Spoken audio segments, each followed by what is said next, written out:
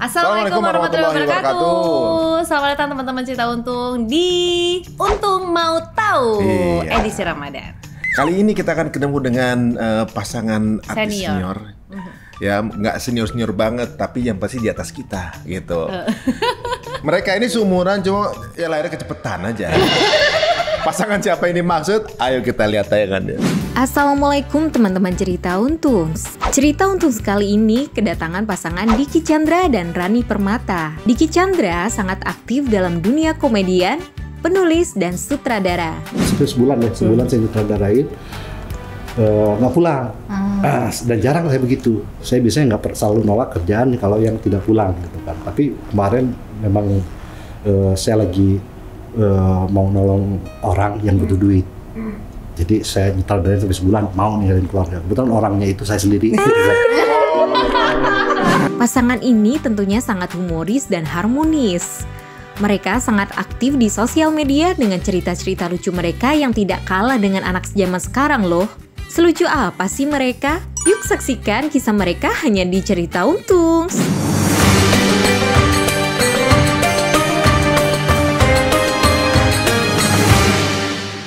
Ya, ini dia Kang Diki dan juga Teh Rani. Assalamualaikum. Aduh, alhamdulillah sebelumnya terima kasih udah ngeluangin waktunya untuk hadir di sini ngobrol-ngobrol bareng kita ya. Waduh, ini kalau ngomongin hubungan pernikahan. Ya. Sekarang udah tahun keberapa Pak Tete? Kalau bisa jangan ngomongin pernikahan, ntar pengen lagi. Iya. Kita terselubung kan? Nikah berdua. Tapi emang luar biasa Teh Rani itu ya. Kalau misalnya ngobrolin lagu, saya suka nyanyi dikit-dikit. Kalau saya ngomongin soal senam, saya suka senam dikit-dikit. Kalau ngomongin nikahan, saya suka pegang nikahan juga. Kalau kita ngobrolin soal sunatan aja. Sunatan dikit-dikit. Itu yang benar. Sunat aja dicicil. Aduh. Tapi emang Tete tuh ya udah ketawa aja, mau ngomongin apa ketawa aja. Kan Dikinya ngomong tadi. Jadi kita bayangin dulu tuh awalnya bagaimana gitu ya. Dia kalau ketawa emang dia suka lepas. Kecuali kalau lagi pilek dia tahan. Dulu pernah lagi pilek pelnung di sini. Makanya jangan ditahan. Kalau ditahan lu melendung di sini. Ya Teh Rani nggak boleh tinggal di kuburan ya. Kenapa? Kita lagi ngelawak terus tiba. Iya. Bisa awalnya aduh ampun dah. Ya Allah.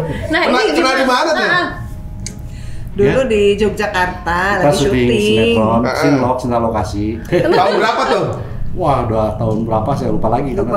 Kita terbiasa melupakan masa lalu. Aduh. jadi ingat umur soalnya. Biarlah masa lalu milik Inul semata. Masa lalu. Guys, ini kayak nggak pernah beres kita ngomong nih kayak ini guys. Pokoknya mereka ini nih di zaman apa namanya waktu itu zamannya kalau nggak salah zaman masih ada zaman cover boy dulu nih, majalah mode masih zaman majalah mode juga kan. ini ya apa model juga ya. Oh. Istri saya dulu nyanyi sinetron. Dulu punya apa? Lupa. Lupa. Nyanyi dulu. Kan Diki main sinetron. Sama Doa Sumbang apa lagu apa? Iya. Bulan Batu Hiu sempet. Saya mau nyanyi takut ada yang kesurupan. Suaranya jelek soalnya. Sekarang udah parah. Kita ngapa tinggal di Rukiah? Nggak kenalnya pas syuting bareng. Karena pas syuting bareng kebetulan syuting sama Mas Rano Karno, Karnos Film. Ketemu di sana ada pemain, saya kebetulan dipasangin. Saya jadi orang Batak waktu itu ya. Nama saya Rahmat Partomon Bulungan waktu itu. Aku tengok dia habis sholat maghrib tuh langsung ngaji untuk nunggu Isya kan. Mantep kali kan. Aku tungguin juga siapa tuh sampai subuh dia ngaji kan. Nggak syuting. Ditungguin. Dia nggak pindah-pindah tempat itu dari maghrib ke Isya. Aku tengok sendal hilang. Kenapa Isya? Ya Allah. Terus jadi, itu kayak harapan gitu ya. Dari situ muncullah pemikiran bahwa kelak kalau dia jadi ibu anak-anakku, mudahlah untuk merawat anak-anak kan. Karena kebanyakan ibu-ibu di zaman itu aku pikir kan banyak sekali mereka yang pasti fokusnya membelikan pakaian-pakaian luar kan. Jadi pakaian insya Allah pakaian dalam, pakaian batin. Dalam batin. Batin. Pasti pikiran dalaman kan sama kayak aku. Nggak, bukan maksudnya.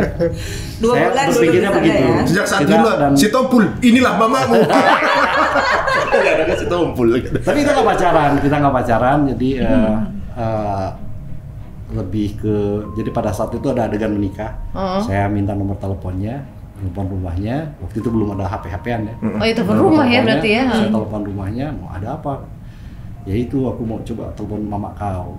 Nggak enak ini mau latihan menikah macam mana kan? Nggak enak aku nih. Ya udah dia pikir bercanda kali ini saya telepon. Bu maaf, saya Diki, insya Allah beres syuting, saya mau melamar ibu. Sok serius aja. beneran? Iya. Lagi adegan nikah dia langsung Udah, telepon mama. akhirnya udah langsung datang, kaget mereka kan gitu.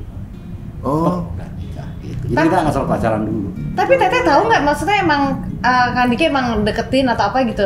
Dari awal dia ngomong suka sebenarnya, cuman ya nggak tahu, kaget aja pas adegan nikah dia nelfon mama gitu. Ketika di adegan itu?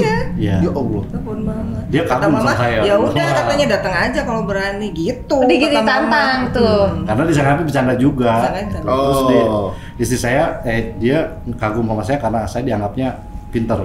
Jadi pas lagi deketin, tiba-tiba ada telepon bunyi. Saya telepon, kok mati tuh ya. Saya kan tensin depan dia, halo, hah? Buci sini nggak? Boleh tak lah? Oh tuh sini nomor. Sini, sini. Saya pikir bener. Jangan nama, bye bye. Chongli, Oke lagi yang main film Mangsa itu, main film Saya pikir bener pinter, ternyata bohongan. kena modus ya. Jadi benar-benar abis itu mutusin buat nikah dan benar langsung dilakuin? Iya. Betul. Alhamdulillah kan nikah. Oh. Itu pun ada sedikit tragedi, tapi bukan tragedi lah, cuma miss doang. Jadi ketika saya turun dari mobil yang dipayungin adik saya, yang kawin ini, dia kayak adik saya penampilannya. Kerenan adiknya. Payungin dia kan ada lengser tuh. Dia bawa payung tuh. Gua nggak dipayungin. Sama dikasih bunga. Dikasih bunga, dikasih bunga. Udah sampai segitunya. Terus Kang Diki gimana? Gitu. Itu keamanan ya gimana? Pinggir. Itu lucu. Yang paling berjasa produser ada. Waktu itu saya lagi secara ekonomi pas-pasan, hidup saya nggak punya apa-apa. Saya dibantu banyak teman segala macam. Saudara tiba-tiba datang dari berbagai daerah, termasuk grupnya almarhum Dino Karno dan sutradara pada datang. Saya pengen jamu, cuman nggak punya duit. Jadi wah ingat banget tuh. Wah udah habis duit, bingung segala macam. Pas udah beres jam 2 malam beres. Besok nikahan pakai baju apa? Nggak bawa baju, jin semua. Wah bingung akhirnya. Pak Parwes telepon kan. Lu pakai kan Parwes di Tasik. Papa Roy, Starvision. Parwes itu saya manggilnya Abaji. Papa. Ki, mana besok nikah udah siap belum? Belum. Ini doang bawa kaos doang ke meja, macam rajin, salah nama. Ya udah kesini, kan rumahnya di sana, kasih rumah, udah pas jas segala macam. Tak naik apa? Tahu, karena angkutan kali. Tuh udah pakai mobilnya dia. Jadi udah keren tuh. Dijasin punya Pak Parwes, pakai mobilnya dia. Turun-turun yang dipayungin adik saya. Aduh. Udah didandani. Adik Pak Parwes lihat itu ya. Pak Parwes lumayan Highlander juga ya. Iya, mukanya juga nggak berubah-berubah kan? Kayak segitu aja. Ya, makanya kayak model Jikri itu anak saya nomor 3 tuh begitu, zamannya Pak Parwes kan matanya beler begini. Oh iya benar. Wahnya Pakistan begini kan gitu. Bener juga ya. Iya. Waduh. Tapi memang berarti memang nggak pernah kita tahu ya, kadang-kadang di satu tempat lokasi syuting segala macam bisa aja Wasilah malah ketemu jodoh di situ gitu kan. Iya. Tapi bisa dibilang sebenarnya waktu itu masih muda banget dong, Kang. Umur berapa waktu itu ya? Muda sih emang, kita berdua muda, kata saudara juga. Mukanya nggak jauh beda sama kuda. Berarti sekarang pernikahan udah 20 tahunan Mas. Lebih ya. Lebih lah. Lebih ya? Tapi kalau buat untung kurang juga nggak apa-apa. Gak apa-apa. Bebas kalau saya. Enggak, soalnya gini, kalau dulu kan kebanyakan misalnya lagi merintis karir gitu ya, orang kan lebih mikir untuk karir dulu, karena kalau misalnya nikah takutnya kan karirnya akan turun gitu ya, karena ya namanya udah nikah tuh katanya kan gitu, jadi mereka banyak kan untuk yang takut yaudah, pasaran turun. Iya, pacaran aja deket-deket tapi nikahnya nanti gitu. Nah tapi kan Diki sama Terani mutusin untuk nikah saat itu, di mana waktu itu juga lagi banyak produksi gitu kan. Sebetulnya pada saat itu saya harusnya menyiapkan album kedua di Musika Studio. Saya kebetulan saya pencipta Wacin. Baru kemarin pemutihan ya Pak ya. Pencipta lagu kan saya mintain lagu di sana. Jadi saya itu dikontrak 4 album, tapi baru 1 album. Album kedua sudah 10 lagu, tapi saya keburu nikah. Waktu itu memang ada permintaan supaya menyembunyikan pernikahan. Oh iya Tapi betul. saya menolak karena nanti jadi fitnah. Jadi akhirnya udah saya memilih untuk menikah dan Nggak dilanjut. gitu, kontraknya. Oh. Bukan saya menggagalkan kontrak, tapi kan Peraturan. syaratnya Keputusan manajemen. harus ngumpetin pernikahan. Saya bingung masa Bapak ngumpet-ngumpet ya. Segede gini udah ngumpetin Ngumpetin. susah juga. Dulu kan kurus. Dulu tuh kan Dika sempat gondrong kan ya? Iya kalau Iya kan? Dulu Ngomong-ngomong gondrong. suka salah sangka, iya Azhari ya. Ya bukan Ayu Azhari juga kali kan, lebih ke Sarah Azhari lah. Iya, sama. Waduh. Selama menikah di dinamika pernikahan, pernah ngalamin pernikahan paling sulit kapan?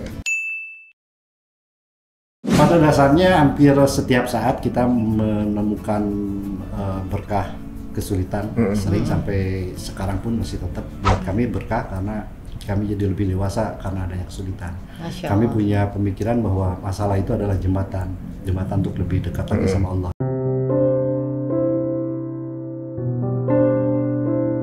Jadi, alhamdulillah gitu kan. Paling makanya kita punya jurus sama anak-anak juga bahwa kita harus pandai bersyukur nikmat karena ternyata bahagia yang selama ini kita cari itu dari situ datangnya. Jadi kisahnya, saya dulu pernah jadi pelayan salah satu restoran, gaji saya 90.000, cleaning service 1.000 sehari, jadi total sekitar 120.000. Bujangan melamun saya nih, aduh aing duit sakit cuma cukup buat kuliah, buat apa, bingung. Nah, tiba-tiba teman saya punya tukang rokok jongkok kecil, punya anak 2, istri 1.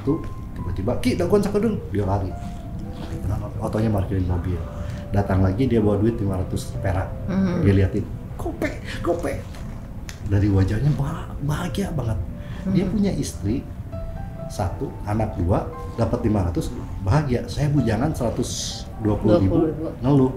Akhirnya saya yakin dan berpikir bahwa ternyata kebahagiaan yang selama ini kita cari itu bukan dari berapa besar uang yang kita miliki, tapi berapa besar rasa syukur kita atas apa yang Masya kita cari. Allah, ya benar. Dan saya bisa pernah punya teman pejabat, stres banget. Dan ketika saya ceritain bahwa kebahagiaan itu munculnya dari situ, mulailah berasa bahwa memang benar lahir dari situ, dan itu sudah melalui pembuktian. Makanya kita bisa lalui berbagai macam kesulitan yang pernah kita jalani. Alhamdulillah, kayak anak saya ini nomor 1 ini ranking 1 terus, ranking 1 ketika saya mengundurkan diri jadi wakil bupati, duit saya cuma 30 juta. Saya di keluarga itu kan uang istri, uang dia, uang saya, uang berdua kan. Nah, saya udah gak punya duit, saya pinjem emas dia, pinjam duit dia nggak ngasih karena nggak ada. Akhirnya jual emas untuk sekolah anak saya. Dia jual ke toko emas Chinese. Terus buat apa ini Bu? Buat sekolah anak saya. Akhirnya setelah dibeli, pergi ke mobil dikejar sama Cinanya, sama Chinese-nya. Bu, dianggap ini udah sah kan? Tadi jual beli, udah ya udah ini buat Ibu, balikin lagi.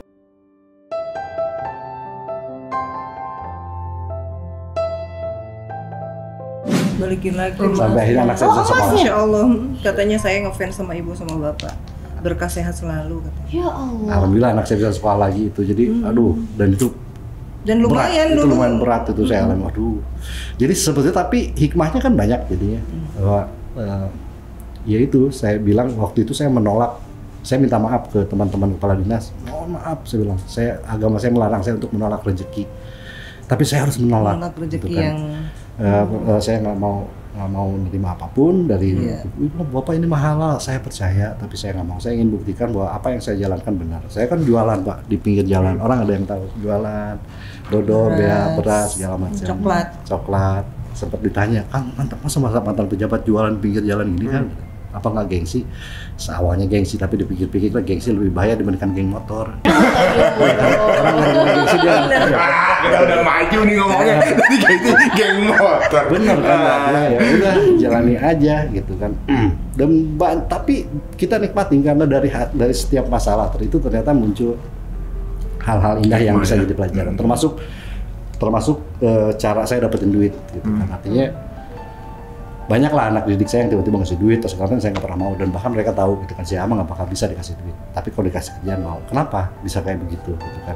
Agak susah saya dikasih duit gitu kan, cuma-cuma karena almarhum bapak saya waktu itu mau meninggal, lagi sakit, udah ini saya nyari duit, cuma dapat 350.000, masih kurang buat bayar berobat. Akhirnya saya pergi ke Jakarta. Dia tanya dulu, udah dapat duit Den? Cuma 3,5 Pak. Ada sih yang mau ngasih 1 juta, cuman Bapak kan bilang uang 1 juta, uang 100.000 lebih baik dibandingkan uang 1 juta apabila uang 100.000 itu hasil keringat sendiri. Sementara yang 1 juta itu dikasih orang, apalagi maling. Jadi nggak apa-apa, yang penting kamu ikhtiar. Ini ikhtiar Pak, saya fashion show di Studio E sama di Cirebon. Oke, nah jalan meninggal bapak saya. Jadi itu ilmu yang bisa didapatkan, yang saya tularkan juga ke anak-anak. Berkeringatlah sebelum mendapatkan uang. Makanya anak-anak alhamdulillah kalau misalnya mau minta uang, dia muter dulu Pak. Astagfirullahaladzim. Kita mesti responnya mesti combine ini ya. Kita pilah nih gitu ya. Serius. Belok lagi gitu kan. Waduh. Akan nikmat rasanya gitu Pak. Kesian nih mukanya nggak mau kekeringetan sih Mas. Teh, ini gimana di momen itu?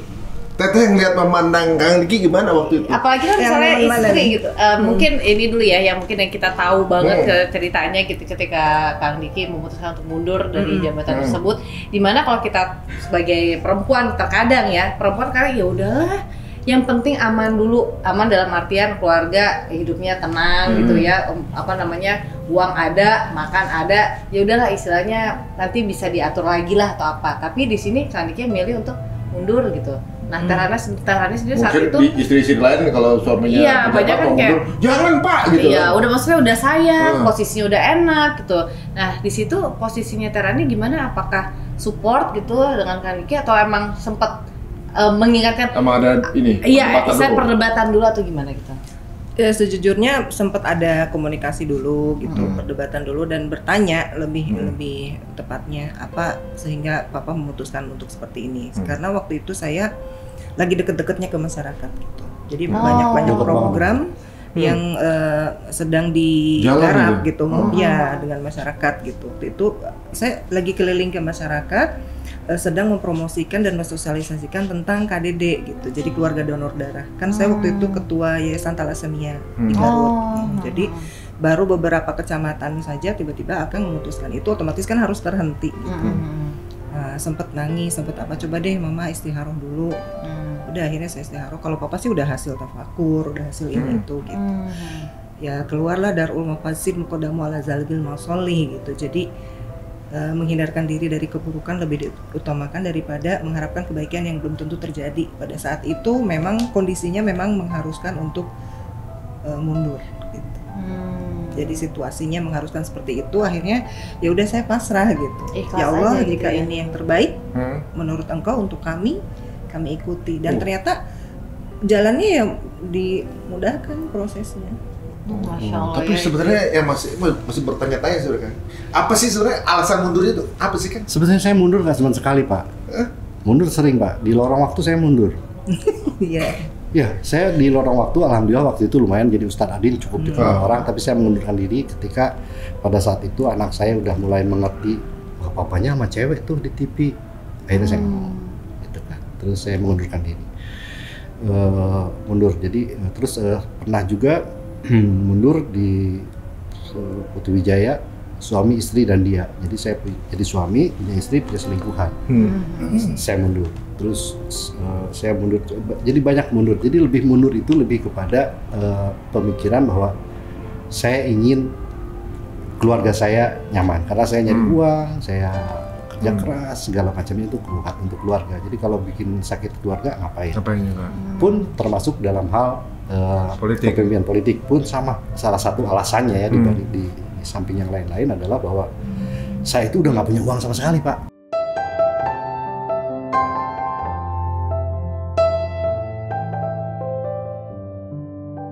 Kita memberikan contoh-contoh kecil. Kursi saya robek di rumah, kita jahit, hordeng, ada yang bekas kita pakai. Bukan pengen dipuji, tapi memberikan contoh. Dulu saya dihinanya itu, kamu pengen dipuji, so baik karena di Kamu yang baru. Kamu yang baru karena di pendopo sama di sekda aja habis 800 juta buat hordeng doang. Kita cuma gitu. Ya udah kita manfaatin yang ada. Artinya kita ingin mencoba menciptakan kultur baru. Tidak ada anggaran macam-macam kecuali yang aneh-aneh ada. Jadi Kalau mau gampang nyolong. kalau mau gampang ya, Gampang gampang nyolong Banyak sih. dan banyak. Dan banyak. Ada yang nganggap ini sebuah amanah, ada yang nganggap ini sebuah peluang. Seperti Tergantung. tergantung orangnya ya. Ya, orang makanya yang paling bagus itu kaya dulu baru nyalonin. Jangan nyalonin untuk kaya.